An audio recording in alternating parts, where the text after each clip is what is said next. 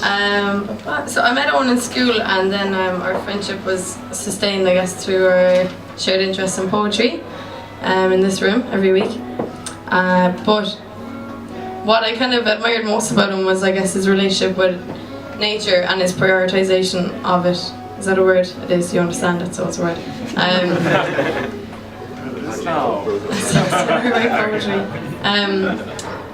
I kind of grew up in the city, and he showed me how to kind of spot nature in the city and then make your life a bit more sustainable by doing that, instead of just waiting to get away from it, I guess. So yeah, these words are kind of, I wrote them on the bus yesterday, to be honest, no disrespect, but they're kind of all my highlights of urban nature in the city over the last year, and they were kind of easy to recall and jot down, because whenever they happened I kind of I felt like telling them, or I don't know, so when I thought of them it was easy to recall these. But anyway, the name of the poem or collection of highlights is called The Day Will Open Up to Us Like a Lotus, which is the last line of one of Eoin's poems about picking up a girl. She read it one night on her way, and everyone is getting really serious, and sappy about it, and his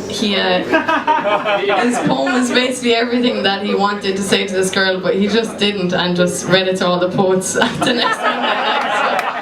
So I thought it was the coolest thing ever, so that was the last line of it, so sorry, okay. Just get my laughs out now. The day will open up to us like a lotus. So I'm still a bit giddy, I'd say. The one who sought fauna taught me to city dwell happy. The river spines then splits through its ball of land. They're trying to fill it with concrete in case it spills. Its trees, though hard to ignore once you need them, come translucent to those looking for doors and mirror-like windows. My phone died cycling an old railway, so I sang till I swallowed a fly, then I hummed my way home. I watched a false widow kill a queen bee on its web in the vines. She wrapped it in silk till its yellow turned black. I wondered what I did to earn my dinner that day. Then a bee pierced my leg on a climbing wall. I saved us both by plucking it out, then I swole a noble purple. The sunset saved me daily in my 60-year weeks. I'd sweat to climb it and juice its colours with my blinks. In Bellsfield, the couples and the homeless and the groups of Spanish were once replaced by hundreds of pros who challenged me for my chicken roll, so instead I had a smoke and waited to see how the dappled black.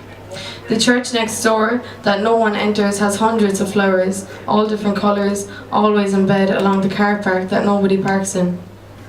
The one I plucked for my sister was called a classic trumpet creeper, according to her flower naming app. The others I found were wild and beautiful and nobody wanted them. The pavement's placed on greenery, but now the weeds are out of place and it seems. There's Chinese weeds growing along the lower road that spread like flames if you cut them, so signage is scattered everywhere. I woke from napping on grass and watched the slackliner set up for an hour, then walk on thin air from one tree to another. He looked extremely French and had fish for dinner. A mother duck landed at the top of a man-made restaurant waterfall where she had 12 ducklings that fell 20 feet into the pond below. I almost regret writing this. I almost spat my Americano when the waitress let me know. Now they live at the loch and have streetwise look in their eyes. The man in the pond in the park said if he didn't feed the birds every morning, no one would. A colony of fruit flies in a sweet corn tin filled the apartment. I will never eat sweet corn again. The begging lady on the bridge looked mischievously at me as she discreetly threw her food behind her to hear the seagull symphony at her back. The passersby seemed annoyed to have to raise their voices over the noise. The traditional Balkan band sang songs their ancestors would sing across the mountains to other tribes that would harmonize and never be seen.